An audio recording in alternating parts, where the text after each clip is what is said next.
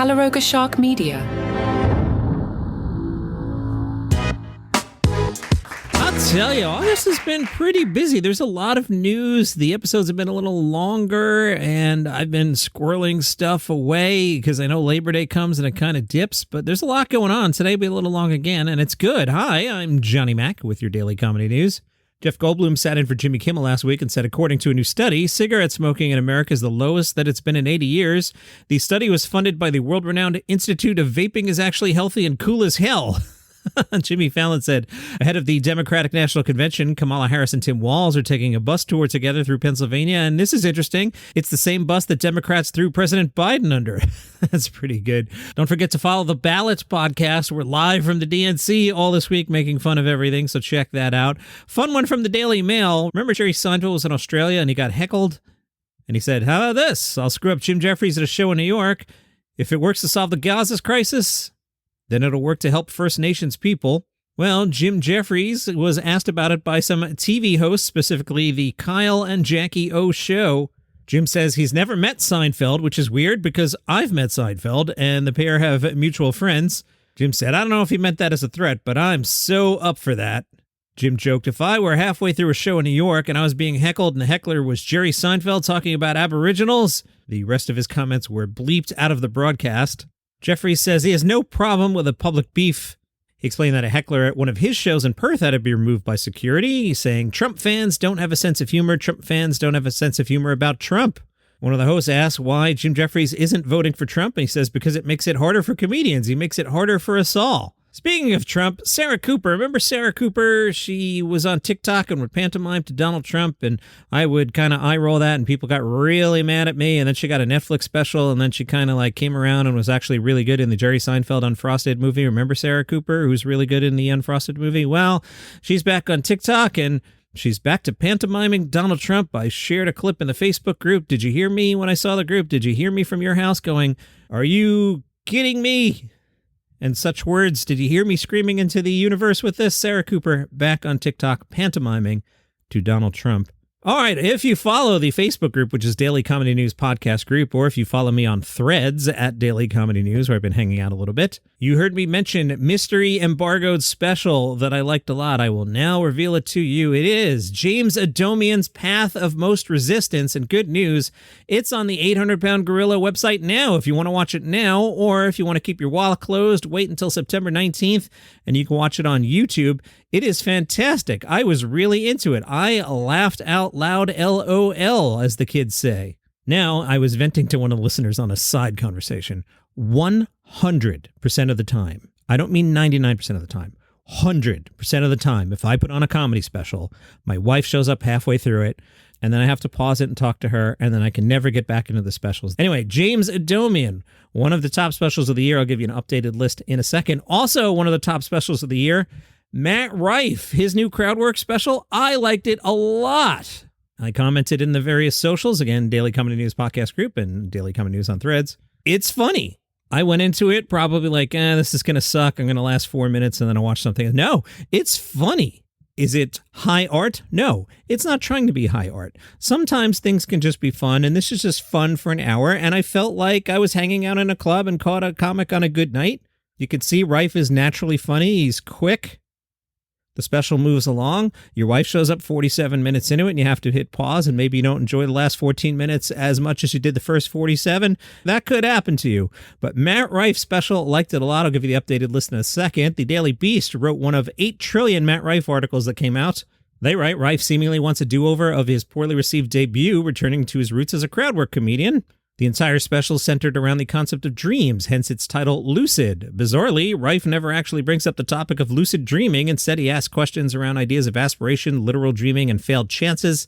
While at times it does provide some cohesion, amidst a style of comedy that lends itself to a more scattered approach, it also restricts him, at times making it seem more like a live poll or Q&A session than a comedy show. Yeah, no, it definitely feels like a Q&A session after a proper set. 100% on that. One of the pitfalls of CrowdWork, they write, is that it relies on stereotypes, with comedians forced to make snap judgments based on limited interactions. This is a trap Rife falls into at the start as he compares one of the only black men in the audience to Cam Newton and makes another joke about another man's queerness. I'll comment there without spoiling. There is a joke where he's talking to a crowd member and she mentions her age and Rife slams that one home. There's also a joke that I think this article is referring to here about, quote, another man's queerness. And I think Rife slammed that joke home. Both those lines that I'm trying not to spoil got big laughs out of me. So I disagree here with the Daily Beast. They write, he's still reliant on a lot of the low blows that have helped him become viral on TikTok. He uses stereotypes and mockery, but this time he seems less afraid to mock himself too. It's pretty good. All right, let's take a look at the updated list of best of 2024. I haven't done this in a while. Number 1, the best thing of the year is the roast of Tom Brady. Number 2, Dave Attell's Hot Cross Buns. That's on Netflix. 3, Triumph's You Lucky Bastards. That reminds me I have to watch the new Triumph that came out. That one is on YouTube. Number 4 is David Cross's Worst Daddy in the World, YouTube. And I have in my parentheses here, laughed, exclamation point. And as you know, I'm a psychopath, doesn't laugh at comedy specials. Number 5, making its debut at number 5, James Adomian's Path of Most Resistance. Currently on the 800-pound gorilla site. 6 is Dusty Slay. That's on Netflix. Kyle Kinane on YouTube. Dirt Nap at 7. Matt Rife making its chart debut at number 8. Lucid on Netflix. Just discussed. Sam Morrell's You've Changed on Amazon at 9, Dimitri Martin on Netflix at 10, Jimmy Carr's National Born Killers at 11. That's the end of the top tier. I won't do the whole list today because I got a million things to talk about, and that's plenty to give you to watch. Speaking of CrowdWork from the 800-pound gorilla again, they're covering Andrew Santino. They write, CrowdWork has taken on a whole new life, blah, blah, blah. To address this higher matter, comedian, actor, and podcaster Andrew Santino shared a message about CrowdWork at comedy shows ahead of his upcoming headlining tour. In a sketch-turned promo, Andrew Santino pokes fun at CrowdWork and gives an important reason why you shouldn't be worried about attending one of Andrew Santino's shows this fall. In the clip, he poses as an alter ego version of a stand-up doing crowd work in today's comedy scene. Before fumbling with his own jokes that intended to appear cheap, he starts doing crowd work by poking at one guy in a bandana. But then he mostly pokes fun at himself when he says to the normal-looking Santino, "What's up with this ginger-ash bitch? Nice hair, bitch. Hey, I bet you this redheaded guy puts on sunscreen at night," and calls him an orange sickle. Then, after leaving the Hollywood Improv in L.A., the normal-looking Santino quickly sees himself getting crowd worked on TikTok almost instantaneously after leaving the show. Then we see that guy's life start to fall apart as his girlfriend leaves him, saying the viral clip was embarrassing for her. He gets let go from his job. At the end, we see him considering, something horrible. We don't want to joke about that. That's not funny. At the end, the real Andrew Santino appears and says at the end, "Come see me on tour. I promise I won't do any crowd work." So much to get to today. Let's keep going. In the Facebook group, Dylan, who's one of the regulars, he commented on, I guess it was Thursday's show last week, and commented on my comments saying, this is Dylan speaking, "Interesting take this morning on who is the queen of comedy. I'd argue it's Taylor Tomlinson, and it's not close. Network show sells out everywhere.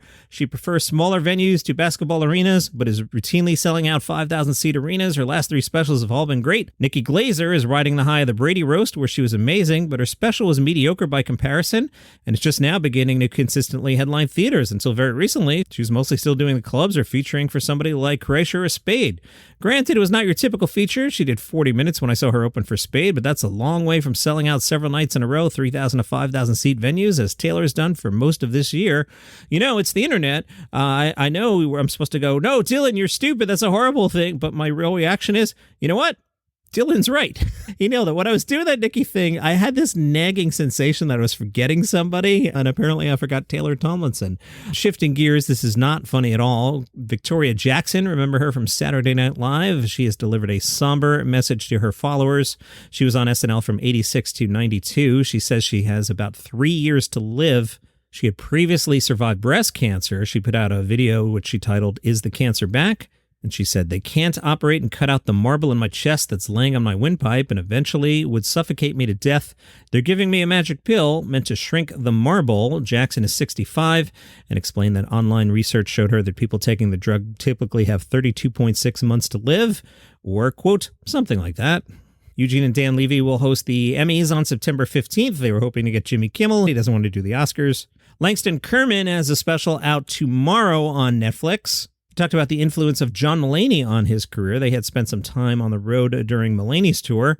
Langston said, "It wasn't much of a deep analysis of my jokes or punching up or fixing as much as it was just hanging out and him checking in to see the status of things. When the time came to find a director for the special, Langston floated some names and Mulaney volunteered to do it himself. Bad Poetry was filmed at Chicago's Green Mill with about 100 people in the audience and a stage set behind the bar. Mulaney calls the look of the special ridiculously funny. Kerman said he did not want to emulate particularly hyper-intimate, more confessional-type specials like Aziz Ansari or Gerard Carmichael. Kerman jokes about heckling amateur softball players while on shrooms, IHOP icon encounters, hating his former students. He was a teacher. Yeah, I had him on last year, if you want to go back, probably last July, if you want to go way back in the feed. He was cool. And the unending glee he gets from screening dating site potentials for his mother-in-law. Will there be more of Everybody's in L.A., in which Langston Kerman was a writer? Langston said had Netflix asked for more than the original 6 episodes, he would have wept in front of his wife and child, but he believes they could have found a way. Langston Kerman's Bad Poetry, directed by John Mulaney, tomorrow on Netflix. Rob Schneider has apologized to his daughter Ellie King following her criticism of him. There's been some back and forth. Rob told Tucker Carlson that he hopes she will forgive him. Last week, King had said that Schneider wasn't involved in her life growing up. King said, "Right now we're not flowing. I disagree with a lot of things he says. Ultimately, you can't control anyone else's actions. You can't control people's feelings. All you can control is how you react and what you do with your feelings." Schneider told Tucker Carlson, "I just want to tell my daughter I love you, and I wish I was the father in my 20s that you needed. I clearly wasn't, and I hope you can forgive me for my shortcomings. I love you completely. I love you entirely, and I just want you to be well and happy with your beautiful baby Lucky. I wish you the best. I feel terrible, and I just want you to know I don't take anything you say personally. I love you, and I feel that God has gifted me this moment to be able to tell you I love you and I accept you, and I apologize for any of my shortcomings. My heart is your home, and home is a place that when you go there, they have to let you in. I love you, and I'm sorry you're having to deal with this, but this is a great opportunity because we could talk about families. I mean, show me a perfect family out there, and I'll be shocked. All I want for her is to be happy and to heal from this. I apologize completely for and accept responsibility for not being the parent that I am now with my new kids. She didn't get that, and I missed a lot." I do want to get some Fringe reviews in this week. Fringe is over on the weekend. Chortle gave Pete Heat's Bogus 3 stars out of 5. Apparently in one of the hottest rooms at the Fringe, and they don't mean like, hey, everybody wants to go there. They mean it's hot because they write, which can't be doing wonders for our appreciation of his craft. For some reason, it's a lot harder to be astounded when you've got sweat running down your back. Plus, the guy's name is Heat. That's extra funny. Heat's bag is magic tricks, mostly card tricks, interspersed with comedy routines, both of which are performed to a fairly higher standard, although the show's slightly less than the sum of its parts. He's a perfect foil for a casual audience, but unlikely to knock out aficionados of either art form. The Guardian gave Stevie Martin 4 stars.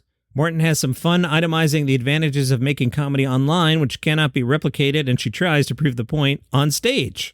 There's effort-award ratio, as one clip drolly demonstrates. The host is doing so well online for doing so little, and the analytics available to model online success, might those be mapped onto the live arena?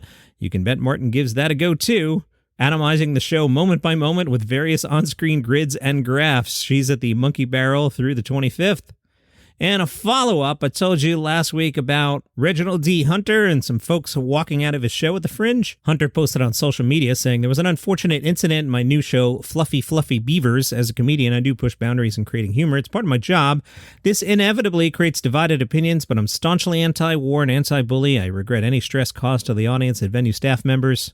Related to that, the Eastwood Theater says they've canceled a September 28th show by Reginald D. Hunter due to his controversial comments. A spokesperson for the Eastwood Theater defended the freedom of expression of artists and it expected audiences to extend some latitude to many acts. However, in the case of Reginald D. Hunter, we have a commitment to our community and to our values of diversity and inclusion, which we take seriously. They said all customers would receive a refund. Related to all of this, Police Scotland said it had been made aware of a hate incident, but found no crime had been committed. And that is your comedy news for today.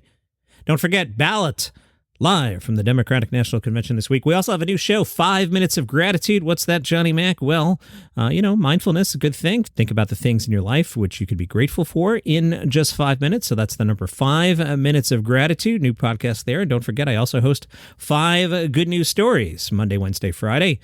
I tell you 5 stories, and they're all good news. All right, that's enough for you to listen to. See you back here tomorrow.